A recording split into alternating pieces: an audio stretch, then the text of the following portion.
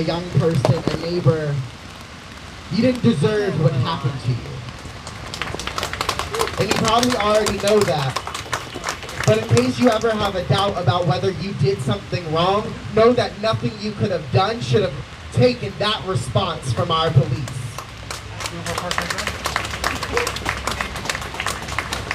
I think I'm really tired of having to constantly be out here and demand that an organization and a department in a city that pretends to care about us and says it's for our safety cannot just learn to stop abusing and harassing and beating people.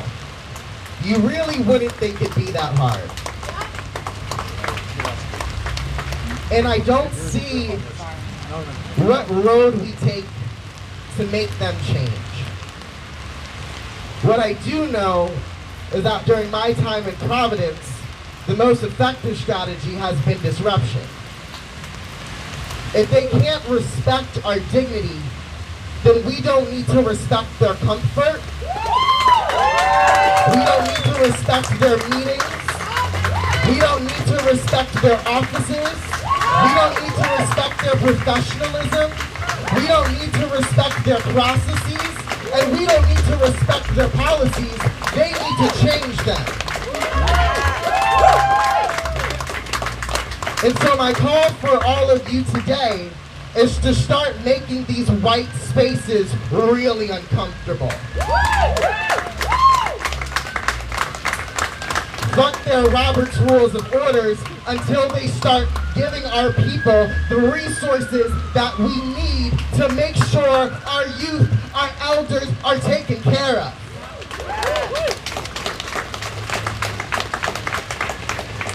Instead of letting these politicians have fundraisers, maybe we need to show up and raise some hell. Yes! What I'm asking is that we stop pretending that we can break a racist system by following racist rules. And I'm not calling for anything violent, but I am asking for disruption of the peace. Because until they give us justice, we need to make sure they don't get comfortable anymore, because it seems like they are far too comfortable standing behind a microphone and telling us pepper spray is an effective tactic to de-escalate a situation.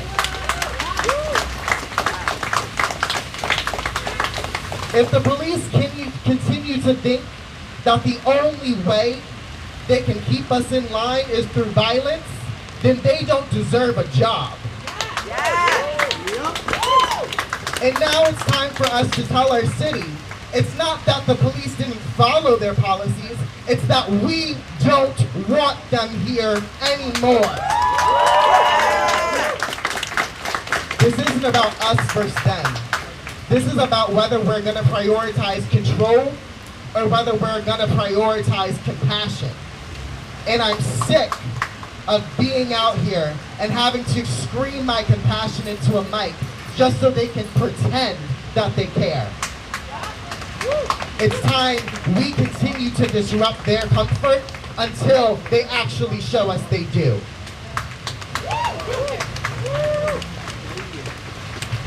Thank you so much, Justice.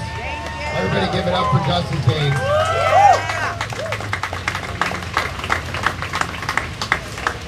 And so what we know is we have people in our community, like Justice, like all of you, who come out despite it raining and probably thundering out, that want change. And want change bad enough to be able to stand out in the rain and call for change. And I appreciate everybody being here. And it's that, with that support, that we need out in the ballot. We need to be able to elect progressive officials that aren't afraid to stick their neck out, aren't afraid to get dirty looks, aren't afraid to be able to not gain political points by the establishment that has been killing us and participating in systemic oppression. One of those politicians that have stood up for us is David Morales, Representative David Morales. Everybody give it up for David Morales. Thank you all again for taking the time to be here, because this is been, without a doubt, one of the most stressful weeks in terms of police violence happening in the backyards here in Providence, Rhode Island, because time and time again, Providence police are continuing to demonstrate and show us without shame that they do not care for our communities. They have no compassion for the people that live here, especially for those with black and brown skin. We have seen enough, and I'm tired of demanding accountability that unfortunately it's very hard to imagine will ever happen because of the broken systems that we have in place. Because of the systems that allow for racist police officers to roam the streets and attack our lives, attack our people, as if our lives are a game to play with. So let the record show that the Providence police called us animals. Let the record show that the Providence police sprayed our youth, then proceeded to beat and assault working people of color in their neighborhood. Let the record show that the Providence police officials held a press conference yesterday where they defended their use of pepper spray on youth and argued that they were in the right of the law and following policy when it came to the physical beatings that they had vulnerable people experience. So let the record show now that the Providence police are trying to hide behind their badge, behind the privileges of a broken system and laws that protect them, while still trying to criminalize the victims of police brutality. And let the record show that the Providence police do not care about our communities, as many of them are simply just conservative, middle-aged white men that do not live in our city. Instead, they choose to work here because Providence is known as the place where the quote-unquote action is. Providence is the place where law enforcement officials come to have fun at our expense because they know there is no accountability. And let the record show for the good cops that were watching the beatings taking place, the good cops that were just following orders are just as guilty as the ones committing these acts of violence. And we already knew all this. We already knew that they didn't care for us.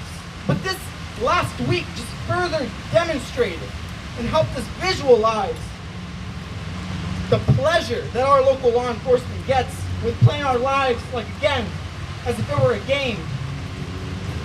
Because they know they won't be held accountable, nor do they fear that their department, that this beautiful complex, will ever lose an ounce of funding.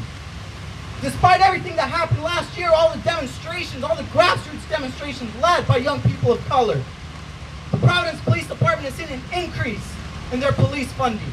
They have seen an increase in funding to recruit 50 new officers.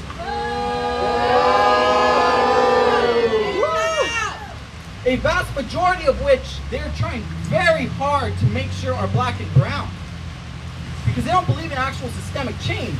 They just believe that if the faces that are beating us look like us, then the response won't be as harsh as it has been so far. Because we are here because we refuse to be intimidated. We are here 3 days out of over dozens of youth and people being pepper sprayed and beaten. So we're demanding change. We're demanding justice. And we're going to fight to keep our tax dollars away from them, to ensure that we don't continue to fund these places of brutality, these acts of violence. Because as Justice, the Speaker before me just said, no longer can we continue to play by their rules in these politics, these respectability politics, where we're supposed to behave. Because that has proven that nothing will change. And with that, it is important we continue to show up. We continue to show that we will not be intimidated by the criminals behind those doors, those criminals with the badges. Because our communities deserve better than that, and we will show them that. Thank you. Thank you so much, David. Please give it up for Representative David Morales.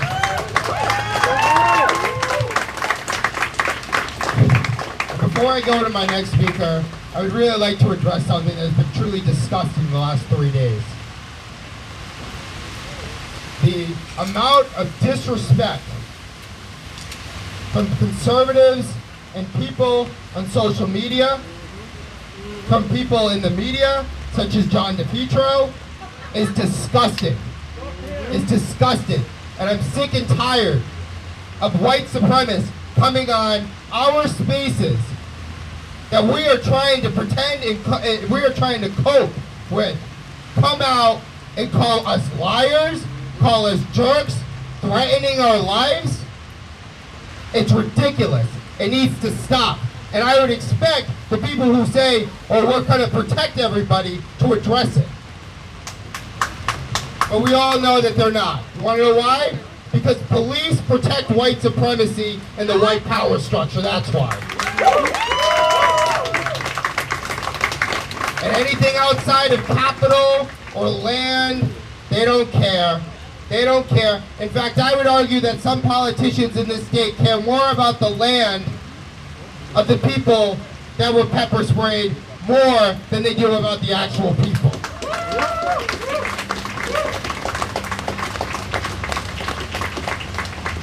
And so with that said, I would like to introduce our next speaker, an LGBTQIA plus advocate. And that's one thing that obviously this Pride Month last month was shown, that if we're going to make true progress, we all need to come together as working class people and fight against elitists. And so I want to introduce Grace and Rose. Thank you, everybody. Hey, everybody. So I'm not usually the one that's behind the microphone speaking. I'm usually the one taking photos. But I want to start off by telling a story. This is a story of my life. Just a little tidbit. 5 years old, I woke up in the middle of the night living in East Providence to a gun pointed in my face at 5 years old. The police officer looks at me in the face with the gun aimed, ready to pull the trigger, because my mother was dating a very bad person. The cop proceeded to kick my mother in the face for no reason besides saying, "Don't hurt my baby." That was 19 years ago. This shit is still happening. Another police officer 3 days ago kneeled on a young woman's neck after calling her a female. Are you fucking kidding me? Fuck that. A 1-year-old, a 4-year-old, and a 5-year-old were pepper sprayed?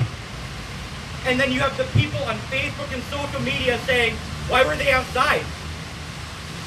There is no excuse. Police officers need to be defunded. They need to have reform, and all the money that is going to them needs to go to the right people. Because clearly they don't know what the hell they're doing. I am tired of living in fear, being a half-black man.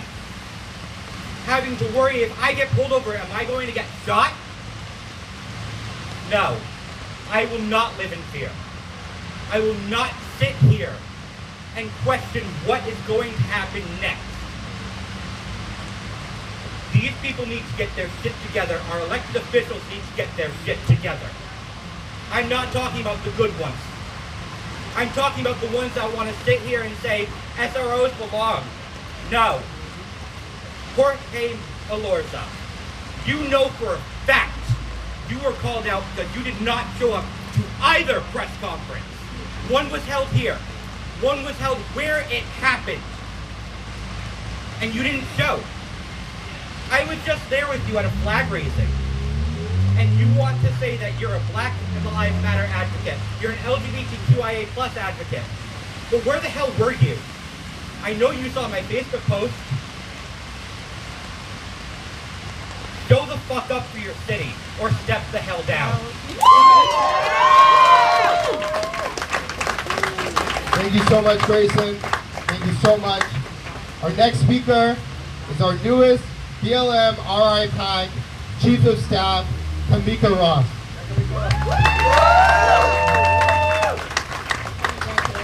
Can you hear me? Good. Is it good?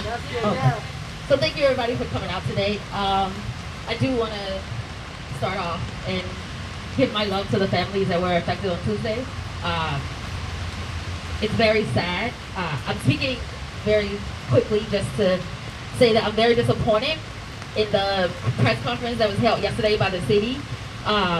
For one, the fact that they emphasized that the behavior of the police, they said it wasn't acceptable because they didn't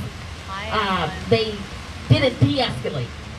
And for me, that's a major problem because it's okay that police pepper spray kids or pepper spray or try to go into a crowd when the crowd is protecting someone, a member of their family. They have the situation under control. Why do you feel, because you have a badge and a gun, that you need to come in and interfere in that situation? From what I saw, they had it under control. We do not need police in our communities. When we call for defunding, we take funds away from you and give it to us. Our students need better schools. We need access to health care. Those kids are now traumatized. Are you now going to go pay for their fucking health care? Are you going to pay for them to go see a therapist so that they don't have to live every day of their lives frightened? I think not. And I'm sorry that I'm very emotional right now. No, we need that. But I'm tired of these systems blaming us for the fact that we get brutalized. I'm tired of them saying, oh, they follow procedure. Well, your procedure is fucked up. Your policies are the reason that I am scared every time I see a fucking police officer. Your policies and procedures are the reason why I am terrified every night that I walk down the street of every night I walk out my house. Your policies and procedures are the reason why we are calling for defunding you. Because your policies and procedures do not protect anybody except for yourself. And for all of those elected officials who are out last year and supporting us claiming Black Lives Matter, if you are not supporting repealing Leopold, then you do not care about Black lives. If you are supporting legislation that gives more money to the police for fucking body cameras when we're out here being killed and we see that on the fucking film, we do not need to give you more money.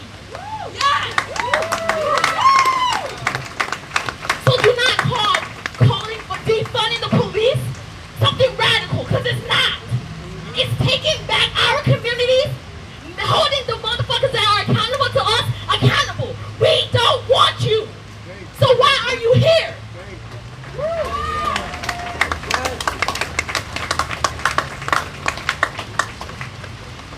I just ask that everybody keep those families that were affected on Tuesday in their hearts, in your minds. And when you see them, give them a hug. Say, I love you. Well, as Brooke said, say, I love you. Because that is what's going to give us the strength to continue this fight for the next 100 years or however long it takes until we dismantle this shit.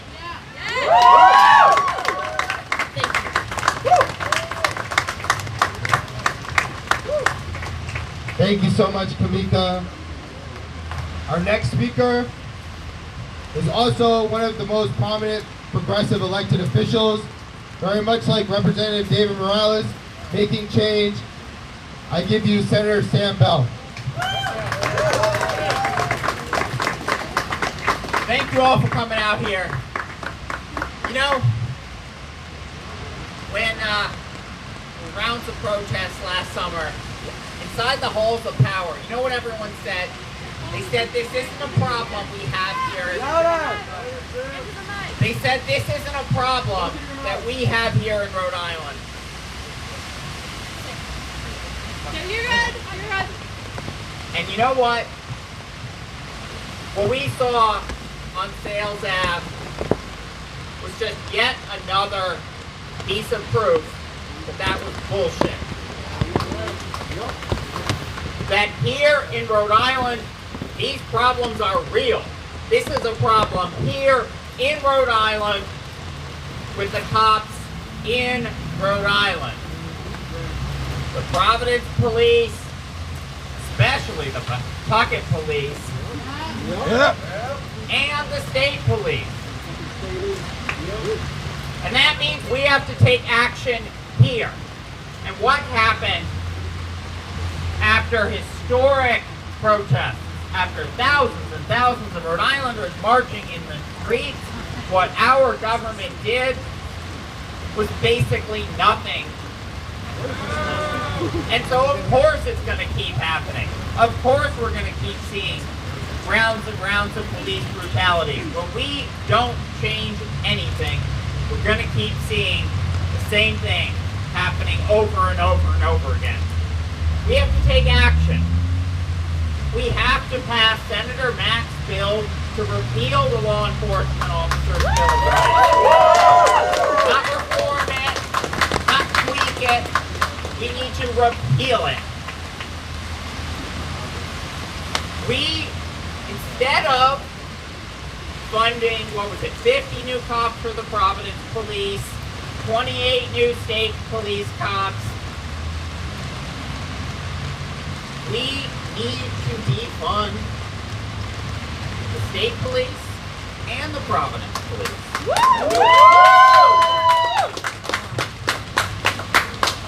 And definitely the Pawtucket Police, where, oh my God, are things out of control. You know, when that cop, off-duty Pawtucket cop, shot up that car and shot the teenager in the arm, West Greenwich, I ran into the mayor of Pawtucket right afterwards. And I told him, it's a huge problem. He got all defensive.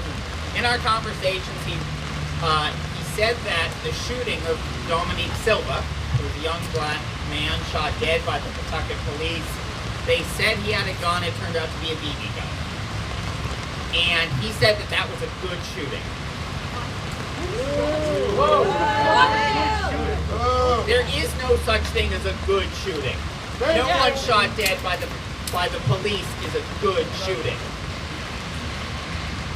We've got a huge problem here in our state. And everyone who's been brutalized by the police in Rhode Island, these are real people.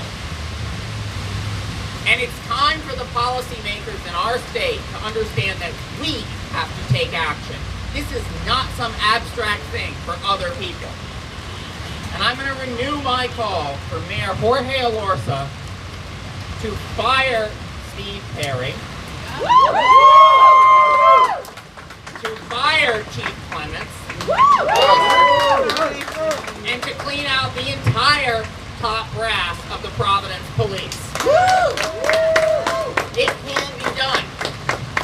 We did it with the state police and replaced them with people who were just as bad. But you can do it and actually replace them with good people. It's theoretically possible. I believe we can do it. And if Jorge Alorza keeps the same people in power at the Providence Police, and they keep doing the same thing over and over and over again, it's his responsibility. And you know what else we don't talk about very much?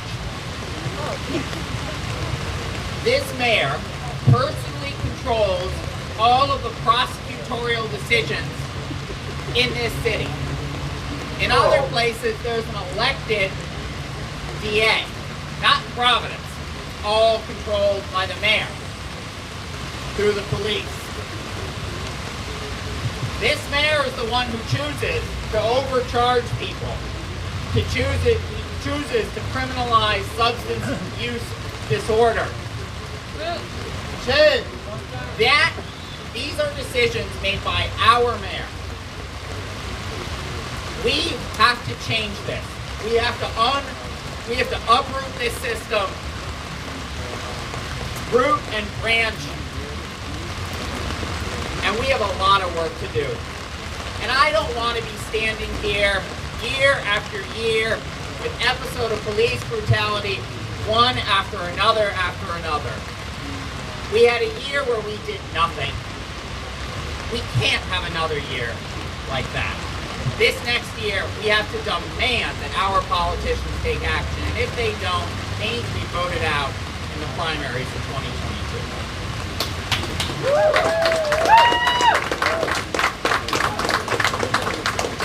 so much, Senator. Up next, we have another speaker who's doing amazing work with our youth, our BIPOC youth. I would like to introduce Vanessa from prison. Hi. Can you hear me? Yeah. Hi. 3 things. 1. White people, I need y'all to stop taking the mic. If you are not directly impacted by this, step back. If you are not a youth of color, step back. If you are not a queer and trans youth of color, step back. If you are not directly impacted by this work, step back. Because you are in our way, okay? And I'm being very explicit about that. Because we have been doing this work, all right? I know my youth have been doing this work. I know my people have been doing this work long before George Floyd.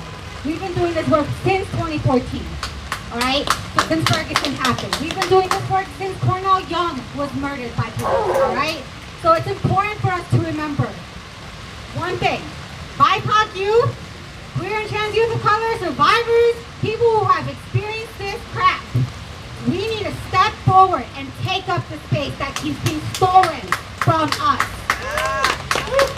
2, this work has been happening for so long, okay? It's just not just last year. This is decades and decades of work. So stop saying just last year, because you are diminishing the power of people who have come before you, who have helped pave this way so that we can be here right now telling these cops to go fuck themselves. Third, for all of you supposed good cops, quit your job.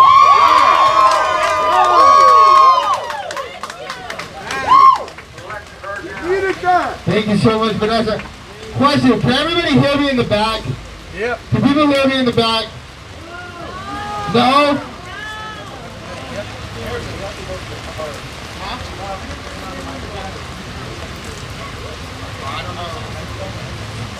If people wanna come off to the side over here where the signs are, maybe that would be a better way. Oh, so does anybody have a megaphone?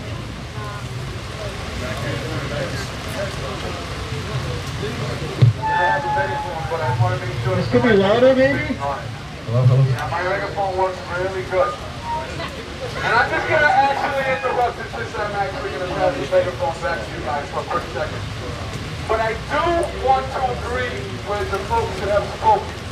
The only thing that we are going to be able to do to make these folks be accountable is to make sure that we have a full repeal of the Law Enforcement Bill of Rights. All familiar with that, it's only about 19 provisions that you need to read. It takes about 7 minutes to read over all the provisions that are available. You can look it up online. You can go to the Aramac's website or Facebook page. You have explicitly explained it over and over again. That is the only way that these officers will ever be held accountable. There's an instrument that protects them from being held accountable. We will not be able to get anyone fired over the next how many years unless this instrument is removed. This protection agency has been used to protect these officers from being held accountable. And it's time that we invest our time and our money into making sure that this instrument that protects them is removed. There is nothing else that the black community wants. We don't want no more vacant streets. We don't want no more murals that get knocked down. We don't want any more of these protests until we focus on the number one objective, and that is to repeal vehicle. This is the only thing that is going to balance it and give us leverage in the future, because they all need limited liability insurance. Each and every single one of these officers are unqualified. They're all unqualified because they've been taught by the administration here, and this administration has refused to do their job. They have only held these people accountable for 2 days. The officer today, do you want more officers, the same officer on duty at the mall incident on Elwood Avenue? He needs to be removed from his position. He never needs to be back on the street again. Never. Yeah. Officers that have broke every ethics conduct thing in every single one of them. We have to remove them. They're only going to be suspended for 2 days. We're going to pay them. They're going to go to Oklahoma, hang out at the casino, come back on the 16th, get a ring, and then go home, hang out with their family. And if they're lucky, they might do 2 days in jail. That's what's happening out here. We need to make sure that we remove the instrument that protects them. Remember, it's the law officer's bill of rights. That's the only thing that we should be talking about here, because that's the only way that we are going to hold these officials accountable. Nothing else, anything else is going to civilize. That's it. You can have this fight.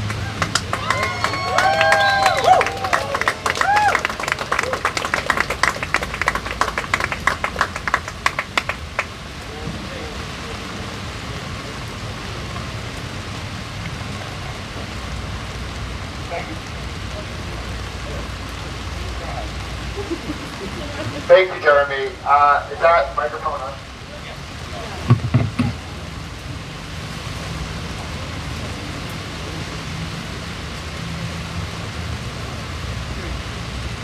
I want to ask how everyone is doing, but I know we're all cold. Can you hear me? Can you hear me? Can you hear me?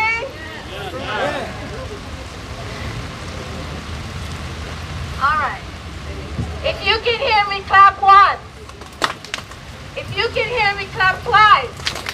Woo! That was a teacher thing. Oh my God. I am State Representative Marcia Reglis-Bassel, and I am so grateful that you are all here, or we're all here today. Woo!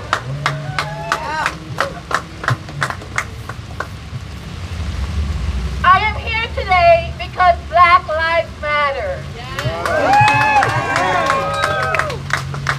Let me just say that again. I am here because Black Lives Matter.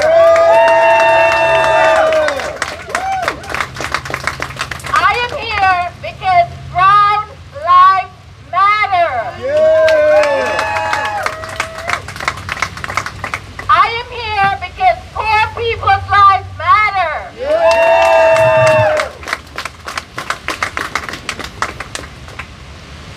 It is not okay for police to beat up young children, old people, anybody. So I am here because I'm a mom, a grandmother, a Providence public school teacher, and because I'm a human being. Yes. I am here today because what happened to those young children, and I spoke to them a couple of days ago, and it really broke my heart. It broke my heart because in those faces of the children that I saw my own 3 black kids. I saw my son. I saw my grandson. I saw my students. I saw all of us standing here today. This is what we need to do. First of all, thank you all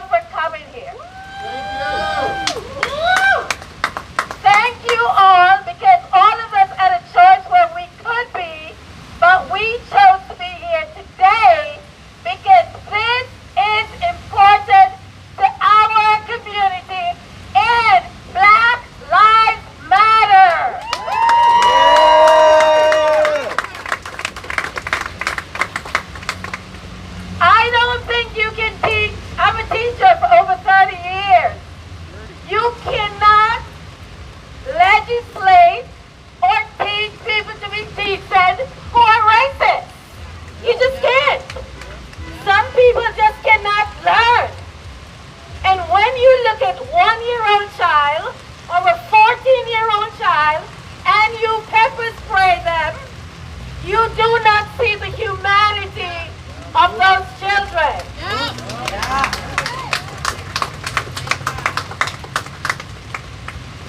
When you look at people's children and you call them animals, you do not see children.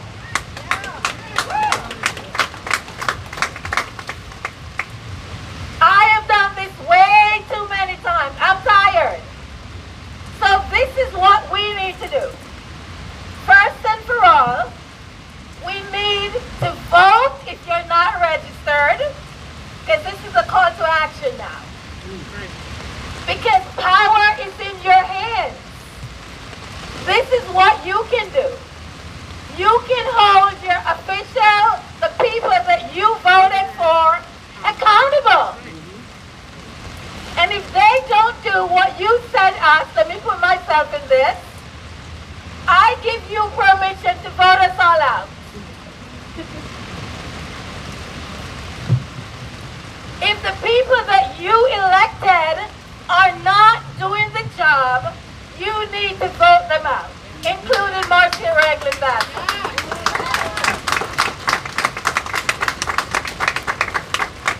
It is not okay. What I saw on the video is not okay. It's reprehensible. What I saw on the video brought tears to my eyes. And I'm telling you, if I was that mom and I was there, I would be in jail. It is not okay. We cannot train cops that are racist. You just can't train them. So what do we need to do with racist cops? Get rid of them.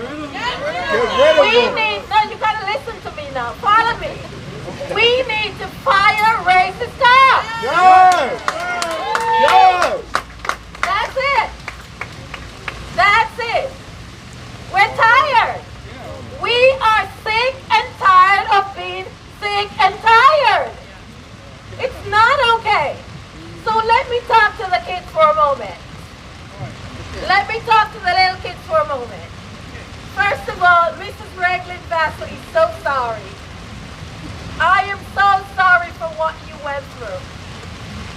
I am so sorry, and it really pains my heart. Come over here, sweetie.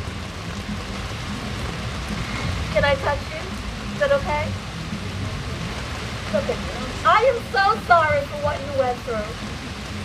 I am so sorry. Do you know anybody that happened to? I am sorry. I am so sorry. Look at this beautiful child. This is our child. This little girl belongs to the community. This little girl belongs to all of us. And it's not okay. It is not okay for people to come into Providence and beat up our kids.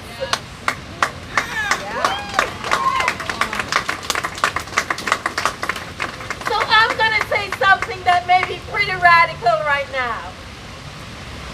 We need to reinforce the system where people who work in the city or cops in the city should live in this darn city.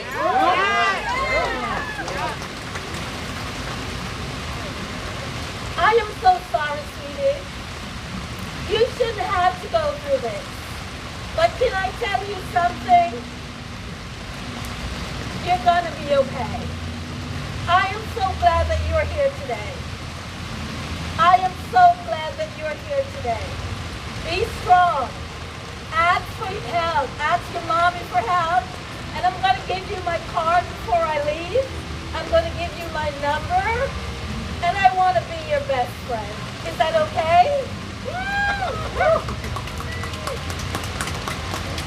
God bless you, everybody. Stay strong. We're in this together.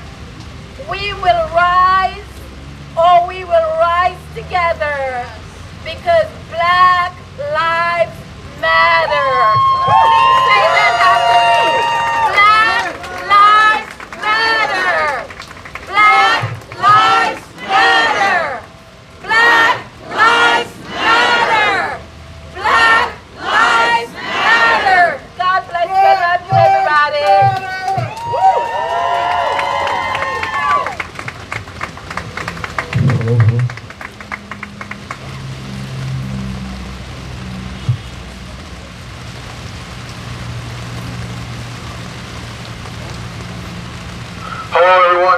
name is Enrique Sanchez, and I'm the political director of the BLM PAC. I work closely with Harrison Tuttle at the PAC, and we work closely with all the progressive orgs, Providence, Reclaim, Sunrise, all the leftist groups, whether you're a communist or an anarchist or a socialist or a progressive, or you're with BLM, or you're for brown lives or indigenous lives, or all the youth, all the student left groups, PRISM, Cycle, PSU, Outrage, Youth in Action, all these groups, all these progressive groups and political organizations, we're all putting in the fucking work. But you know what? We keep saying we need to vote these people out, we need to get involved in electoral politics, but I'm ready to burn this motherfucker down. I'm ready to burn this motherfucker down because that's it. People are tired. I'm tired. I'm tired of seeing black and brown people hurt all the time.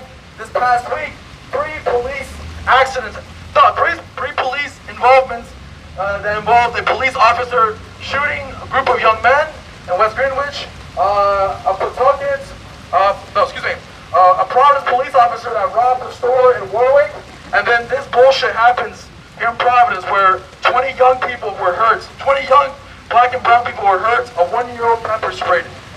We can't talk about getting involved in electoral politics. We can't talk about voting people out. We can't talk about reform when this shit is happening in our communities. This place, this entire building here, and I don't care, like, this needs to come down ASAP. I'm fucking tired. We've been putting in the work for years after years. Like Vanessa said, this isn't just last year. Black and brown people have been beaten, murdered. Yeah, people have been beaten, murdered, taken to the streets. Poor people, working class people, we're all victims of the perpetuated police violence that has disrupted our communities over the years. We are the way we are because years of mismanagement of funds, racist systems in our schools, our public schools have torn apart our education for our young black and brown. I'm involved in the Providence public school system, trying to put in the work as a substitute teacher. I've been in this job for a year, but they keep telling us that we need to play nice, that we need to do things right, do things right, get an education, get involved, teach our young children. But how the fuck are we supposed to do things right when these motherfuckers are out here killing our young people, pepper spraying our young youth? Like, come on, like there is no playing nice when the system is not playing nice with us. So I don't know. I'm sick and tired. I keep getting told to run for office, do this and that, but I can't go against my morals, my convictions. I know that's these right. People aren't playing nice with us. So it's time that we fucking start getting our shit together, mobilize, start getting armed to the teeth, and start doing things radically, more radically than we are. So thank you very much, everyone.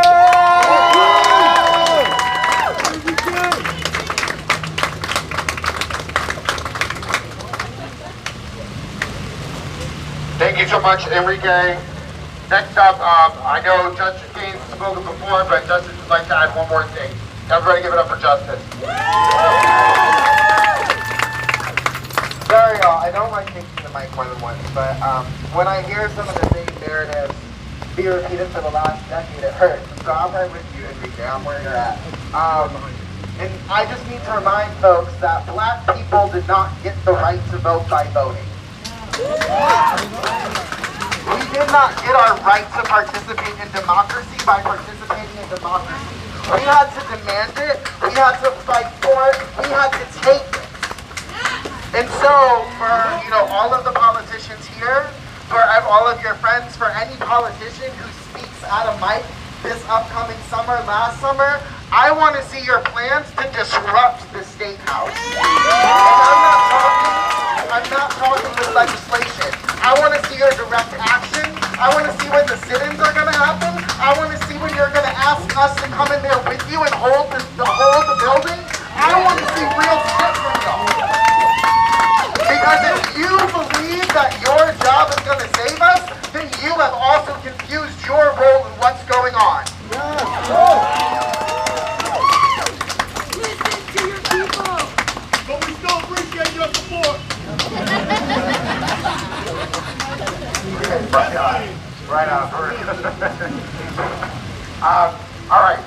So we have one more speaker. someone who is a mental health specialist in our schools. This is someone I just met, and I think she would be able to give great insight on being able to provide resources for kids and less police. Everybody give it up for Ruth. Hi everyone, can you hear me? No.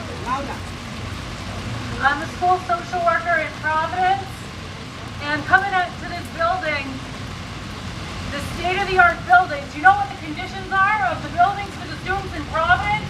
Terrible. Terrible. Do you know what message that gives to the kids of what they're worth? They don't care. These buildings that should be condemned. When people say we need the police for crisis intervention and de-escalation, I've been a social worker in this state for 14 years. I've stood between a man who was suicidal, trying to get the police to shoot him, and was able to de-escalate and get that man onto an ambulance without anyone being injured. I've gotten in between domestic violence situations, parents beating their kids, people who are actively psychotic, intoxicated, and you want to know how many times I've ever been injured on the job? None! Social workers can do this. We have the training to do this. We have the empathy, the compassion to do this. And I'm held accountable by the Rhode Island Department of Health and the Rhode Island Department of Education to not step out of line. And I have to have a master's degree and do continuing education every year. And I'm sure I make a lot less than these guys do. These students, these children that were injured and that witnessed it, I can't imagine what it's going to be like when we go back to school. I asked one of the higher-ups yesterday, what can the social work department do? If anyone wants to speak to me after this, I will volunteer my time to help the families and help the children who have been impacted, and I will help amass resources for you. This is collective trauma. Providence is so small that there are hundreds of people who are going to say, my aunt was there, my cousin was there, my friend was there. This is massive trauma for our students. And we don't have the resources in Providence to deal with it. The National Association of Social Workers says there should be one social worker for every 500 students. Maybe 1 to 2,000 in some of these larger schools. What are we supposed to do? How can we help? How can we assist? Defund the police. Get rid of the SROs. I don't want them there. My students are terrified of the police. I hear little kids discussing their terror of the police. It's the boogeyman for them. So no, we don't need police to respond to violent crime and arrest their way out of problems. I know that's right. They don't know how to de-escalate. They don't have the training. And when you dehumanize people and call them animals, it's really easy to brutalize them. Thank you for coming out in the rain. And please, if there's anything I can do to help the families with resources, please contact me.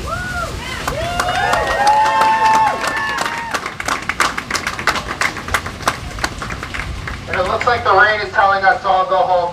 But that is the last of our speakers. I want to thank each and every single one of you for coming out. I want everybody to give one round of applause for all of you.